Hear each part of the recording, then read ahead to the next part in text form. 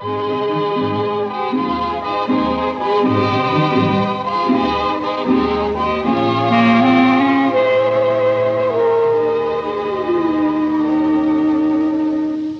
yeux qui font baisser les miens, un rire qui se perd sur sa bouche, voilà le portrait sans retouche de l'homme auquel j'appartiens.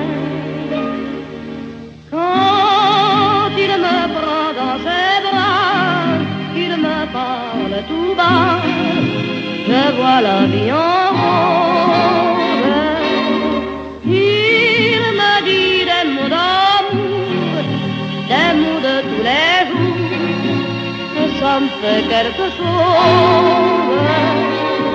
Il est entré dans mon cœur une part de bonheur dont je connais la cause. C'est lui pour moi, moi pour lui dans la vie. Il me l'a dit, l'a juré pour la vie. Et dès que je l'aperçois, alors je sens dans moi mon cœur qui bat. Des nuits d'amour à plus finir, un grand bonheur qui prend sa place, des ennuis, des chagrins s'effacent, heureux, heureux, à en mourir. Quand il me prend dans ses bras, il me parle tout bas, je vois la vie en rose. Il me dit des mots d'amour, des mots de tous les jours, et ça me fait quelque chose. Il est entré dans mon cœur une part de bonheur dont je connais la cause. C'est toi pour moi, moi pour toi dans la vie.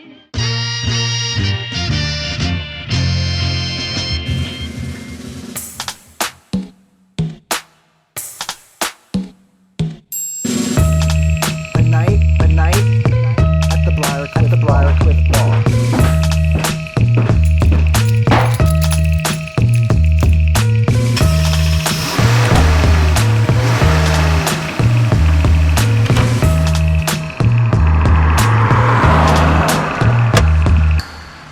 To the front of the mansion in my new truck. Valet parked it as I'm dusting off my new tux. No wrinkle marks from the seatbelt on my cummerbund. Top shelf servicing, I'm feeling like I'm number one. I was amazed when I walked into the front door. The house was like a maze, full of people everywhere, looking all important, dressed very debonair. I walked into a conversation, felt like I was never there. But their discussions were muffled by a trumpet and a man playing the keys and another one percussion.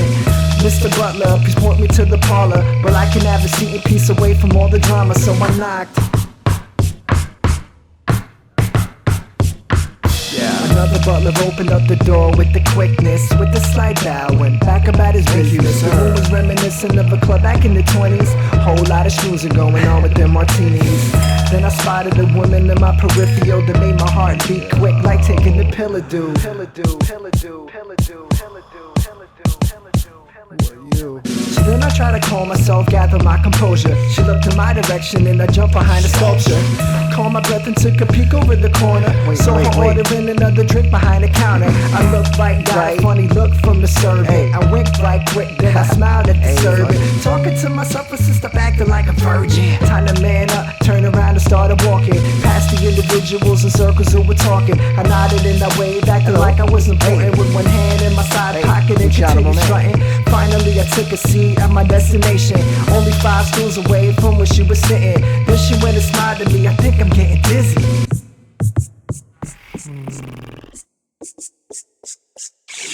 She grabbed a drink and started walking next to me. Then I'm sweating and getting horny like I'm on ecstasy. I kept it real cool, calm and collected, but then with that word she's pulling me towards the exit. Mister, can we please exchange favors? You can have whatever you want, you can name it. She walks out the bathroom store door when we're finished, leans against the sink and starts smoking a cigarette while I look a mess and my hair is all disheveled. She says, let me tell you all about my husband Harold. Now he's into politics, he used to be a sheriff, never really was monogamous, abusing me, I'm desperate. Okay ma'am, I'm not gonna be your savior. I mean, what the hell am I supposed to do to save you? She says, well, you agree to do the favor, and if you don't, well I am gonna screen that you're a rapist. She thought that it was kinda humorous that I was baffled. Why else do you think that I would take you to this bathroom? I said shit, I think that it was obvious. You wanted this and then I pointed to my private ribs. Hide inside the bedroom and don't forget to hatch it. I'ma lead him to the bed and you can let him have it. At around 11 is around the time it happened. He came inside the room and I started screaming. I kicked open the closet door and then started to swing it. He tipped over the dresser and tried hiding underneath it. Then I hopped and jumped over like I was Chuck Norris. With his arm exposed I swung and took a chunk of it.